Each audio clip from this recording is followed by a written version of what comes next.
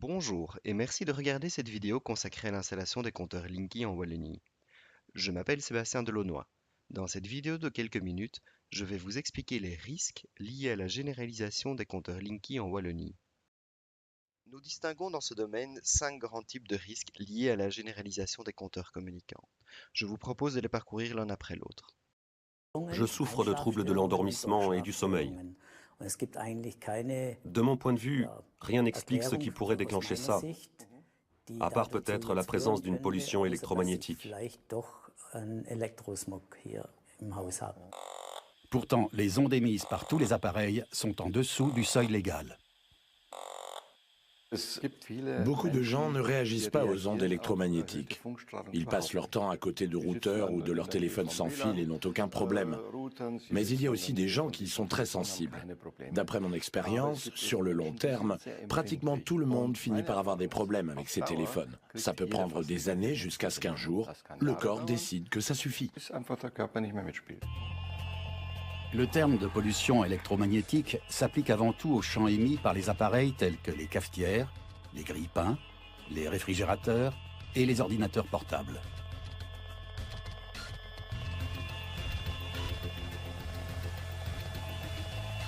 Selon les critiques, ces émissions pollueraient notre environnement et représenteraient un danger pour notre santé.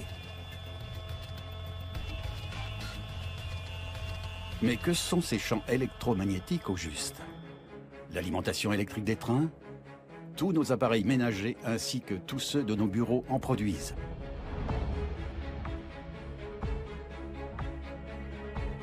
Radio, télé et téléphone sans fil utilisent également des champs électromagnétiques de haute fréquence.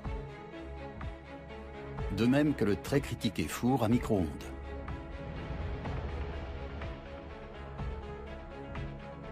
Mais le champion toute catégorie de ces rayonnements reste le téléphone portable. Mais les ondes font aussi partie intégrante de notre environnement naturel. La lumière perçue par nos yeux est elle-même un rayonnement électromagnétique. Les rayons X et gamma, eux, ont une longueur d'onde extrêmement courte pour une énergie déployée élevée. Ils peuvent endommager les molécules d'ADN et sont nocifs. L'énergie des champs produits par les téléphones portables, elle, n'en est pas capable. Tout juste a-t-on pu constater l'existence d'un effet thermique. Tous les rapports concluent que les compteurs Linky respectent très largement les normes en vigueur, ce qui est tout à fait exact. Le débat ne se situe d'ailleurs pas à ce niveau. Les normes officielles en vigueur à ce jour reposent sur un fact-sheet publié par l'OMS en 1998, soit à l'époque de notre bon vieux Nokia 5120, mais aussi sur des normes belges relativement plus strictes adoptées en 2005. Ces normes se fondent sur le constat que les champs électromagnétiques de radiofréquence peuvent être cancérigènes pour l'homme. Vous avez déjà compris qu'entre 98 ou 2005 et aujourd'hui, nous avons vécu et continuons à vivre une véritable révolution technologique. 4G, voire 5G, multiplication des appareils connectés avec nos Fitbit ou autres montres connectés, smartphones qui deviennent des assistants personnels de chaque instant. Toutes ces nouveautés technologiques ont radicalement modifié nos habitudes, nos usages et notre environnement, alors même que les normes n'ont pas été réévaluées depuis.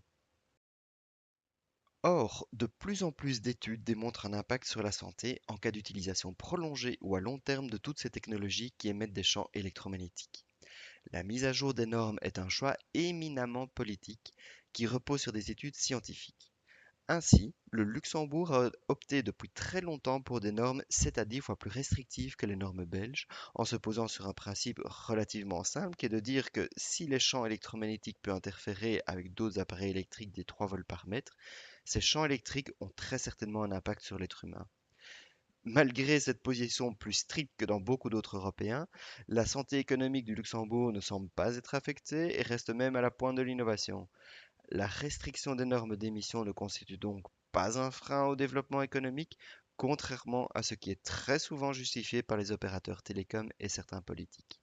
Mieux encore, le canton de Salzbourg a résolument opté pour le principe de précaution en abaissant les normes d'émission au seuil des troubles sanitaires qui ont pu être observés dans des études scientifiques. Malgré des normes d'émission près de 500 fois plus faibles, les GSM fonctionnent tout autant à Salzbourg qu'en Belgique. Et les compteurs Linky dans tout ça, me direz-vous?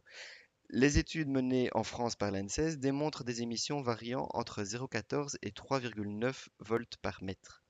Les Linky respectent donc en effet les normes en vigueur.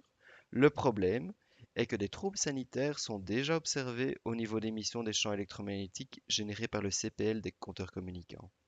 Une personne dormant dans un lit situé contre un mur derrière lequel un fil électrique est installé subira ainsi l'émission électromagnétique du CPL durant toute la nuit, sur une longue période, et pourrait déclarer des troubles de santé similaires à ceux mis en avant dans diverses études scientifiques. Ces éléments d'inquiétude ne sont pas anodins. Tant l'étude française de l'ANSES que le Conseil d'État belge ont attiré et attirent toujours l'attention sur le fait de prendre en compte la pollution électromagnétique, d'anticiper et de systématiser les études à ce sujet dans un environnement en pleine évolution. Force est de constater que cet aspect est pris avec une certaine légèreté par le législateur wallon. Le principe de précaution est bien abordé dans le projet de décret de la région wallonne, mais son application pratique pose énormément de questions et se basera, quoi qu'il en soit, sur de trop vieilles normes d'émission. Le risque technologique est un deuxième type de risque lié aux compteurs communicants. En 2014, plusieurs cas d'incendie sont suspectés être liés aux compteurs communicants. Ceci provoque le retrait des compteurs communicants dans une province du Canada. Bien qu'il soit difficile de prouver avec certitude le lien de cause à effet, il est indubitable que la qualité de la conception de compteur, qu'il soit d'ailleurs communicant ou non, ainsi que la qualité de la pose de ce compteur est tout à fait critique. Or, le compteur Linky n'apporte aucune amélioration à ce sujet. Au contraire, on peut même craindre que la qualité de pose soit inférieure à nos bons vieux compteurs à cause de la généralisation du recours à la sous-traitance. Et nous pouvons avoir la même réflexion au niveau de la fabrication du compteur. Une étude française estime que le coût de fabrication du compteur Linky se situe à 40 € et un montant similaire pour la pose au domicile. À ce prix-là, il est inévitable de réduire au maximum les coûts dont les frais de main-d'œuvre constituent la plus grande partie. L'entreprise Enedis ferait-elle pression sur ses sous-traitants pour tenir les délais du déploiement?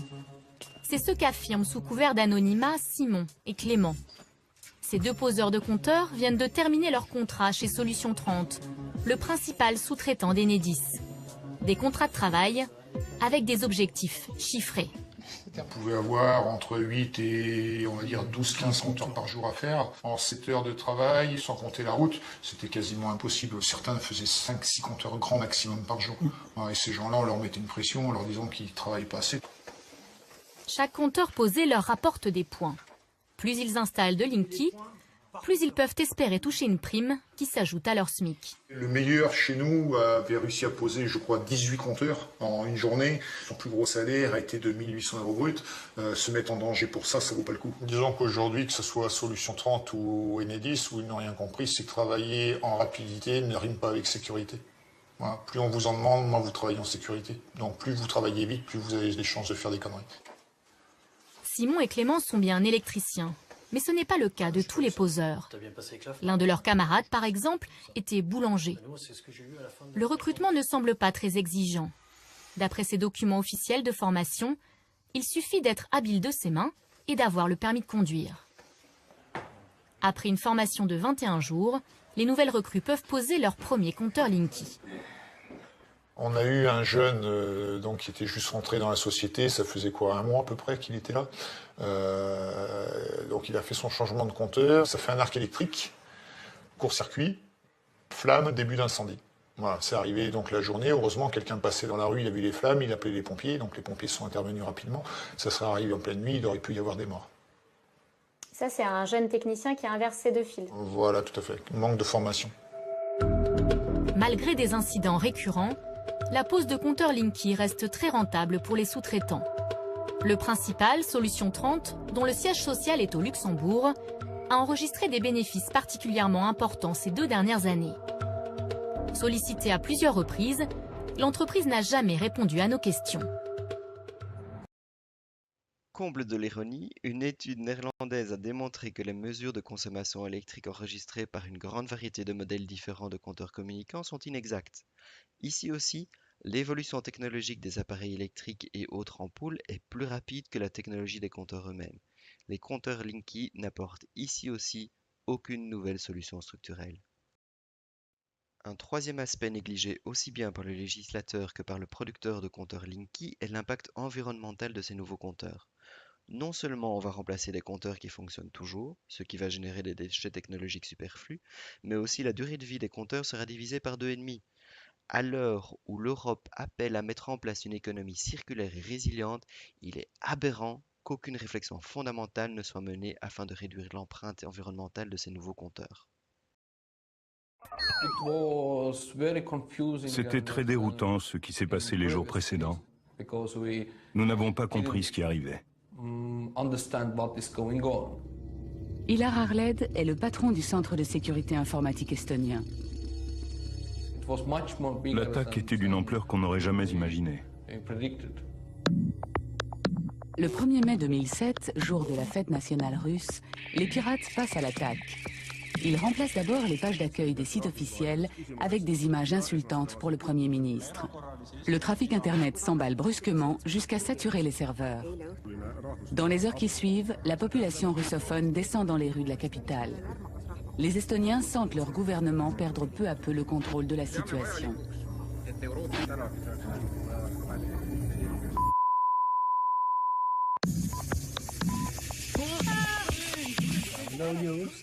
Il n'y avait plus d'informations, les écrans étaient noirs. Quand j'ai cherché à comprendre ce qui se passait, j'ai découvert que ce n'était pas seulement les organismes de presse, mais aussi les grandes banques commerciales qui subissaient cette attaque. Pour un petit pays comme le nôtre, qui n'a que 2 grandes banques, voir que tous les services en ligne étaient interrompus a été un sujet d'inquiétude majeur. Jacques Avixo venait d'être nommé ministre de la Défense, alors même que l'attaque cybernétique allait bientôt dégénérer en émeute.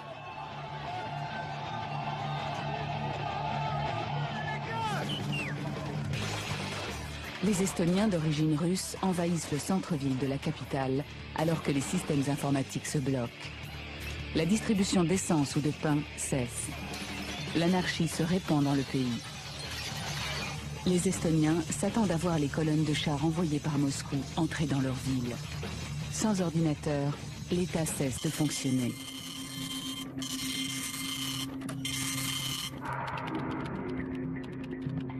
L'origine des perturbations est vite retracée jusqu'en Russie. Des vagues d'ordinateurs cherchent à se brancher sur les sites web estoniens et déboussolent les systèmes.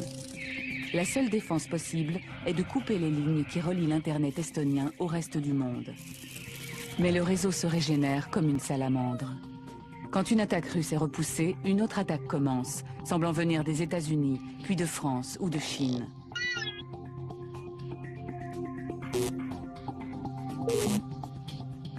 C'est comme si une main invisible pouvait contrôler des milliers d'ordinateurs n'importe où à la surface de la planète. C'est ce qu'on appelle des attaques DDoS. DDoS, attaque de déni de service. Cette attaque empêche l'accès à un service Internet. Elle est obtenue en saturant la cible avec des centaines de milliers de connexions qui bloquent le système. Quand nous avons compris l'échelle des attaques, quand nous avons vu la réaction des gens, l'inquiétude, les gros titres dans les journaux, nous avons compris que le but était de déstabiliser la société tout entière. Il est clair que des attaques d'une telle envergure ont été rendues possibles par l'utilisation de botnets.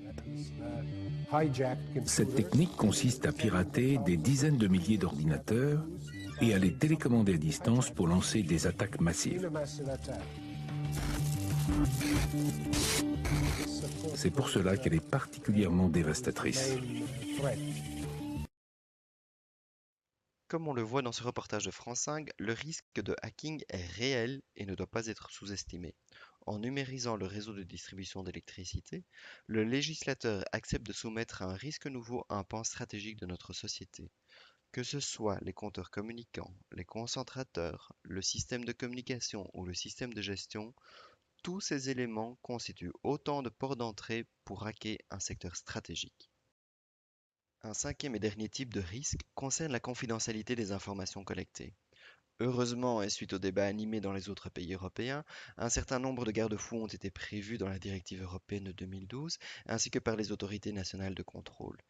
Par ailleurs, la nouvelle législation européenne relative à la protection des données, mieux connue sous le nom de RGPD, offre dorénavant un cadre clair qui stipule que les données collectées par une entreprise ne peuvent pas être transférées à une autre entreprise sans l'accord spécifique de l'usager concerné. Nous pouvons toutefois nous poser la question de savoir si cette régulation sera suffisante. À peine quelques jours après l'entrée en vigueur du RGPD, Facebook a déjà fait l'objet de plaintes quant à son respect de ce règlement. En effet, les utilisateurs de Facebook sont forcés d'accepter la mise à disposition de ces données à des tiers s'ils veulent continuer à utiliser les services de Facebook. Il est donc fort probable que les gestionnaires de réseau soient tentés d'imposer d'une manière ou d'une autre la mise à disposition des données à des tiers pour se créer ainsi une source confortable de revenus complémentaires. Si le sujet des compteurs linkés vous intéresse, je vous invite à découvrir les autres vidéos que j'ai consacrées à ce sujet. Likez et partagez cette vidéo. Ensemble, nous pouvons construire un monde innovant et durable.